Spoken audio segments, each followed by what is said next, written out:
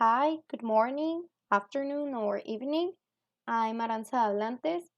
This presentation is for academic purposes, and I'm going to talk about the American Modernist period that took place from 1914 to 1945. And let's start.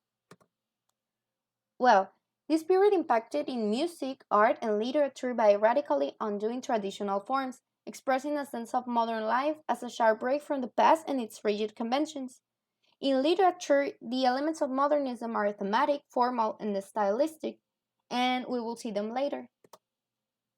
Between 1914 and 1939 were the beginnings of modern literature. Authors experimented with subject matter, form, and style, and produced many achievements in all literary genres. And the Great Depression marked the end of the American modernist period, and writers deal with the social and political issues of the time in their literary works. This period also was characterized by two world wars and a severe economic depression.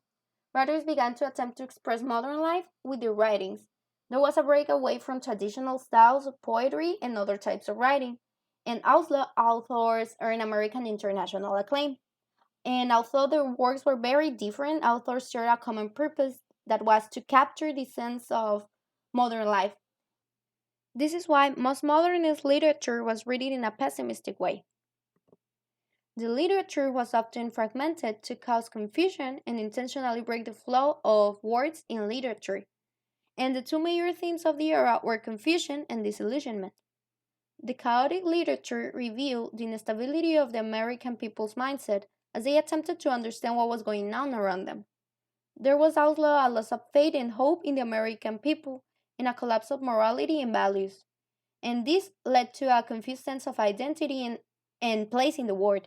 And to this mindset and the loss of hope in the American dream, the major authors of the time, such as Fitzgerald, Hemingway, Faulkner, Eliot, and Pound, became known as the Lost Generation. And like I said before, we're going to talk about the elements of modernism in American literature. The first one is worldwide destruction, and it reflects such themes of destruction and chaos, but these latter are embraced as they signal a collapse of Western civilization's classical traditions. And they celebrated the collapse of conventional forms by reversing traditional norms such as gender and racial roles that we can see in The Great Gatsby from Fitzgerald and they also destroy conventional forms of language by breaking rules of syntax and structure. The second element is cultural fragmentation.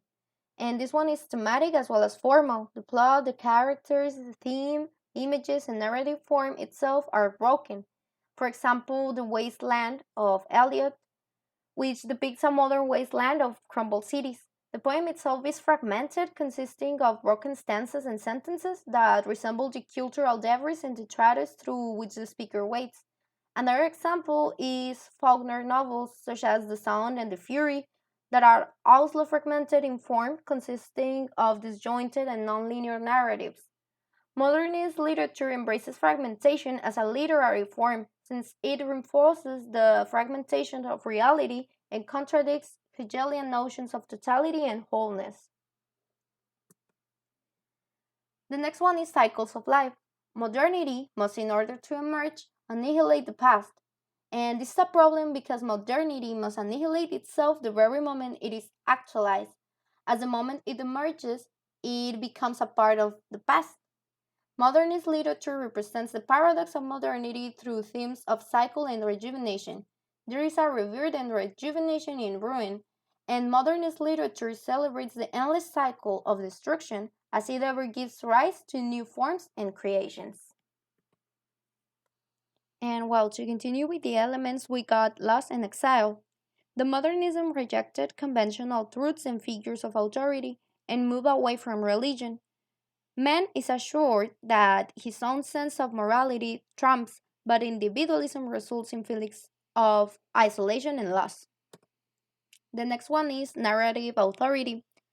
In this period, there is a prevalent use of personal pronouns, and authority becomes a matter of perspective. There is no longer an anonymous, omniscient third person narrator, as there is no universal truth. Many modernist novels feature multiple narrators, as many modernist poems feature multiple speakers. The conflicting perspectives of various narrators and speakers reflected the multiplicities of truth and diversities of reality. And the last one is social evils.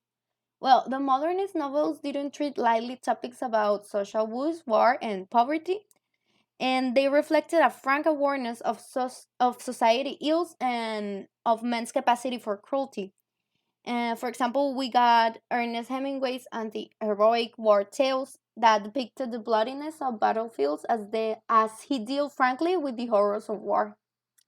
And to finish with the presentation, we got some key authors, as we can see here, and some of their works, of their literary works.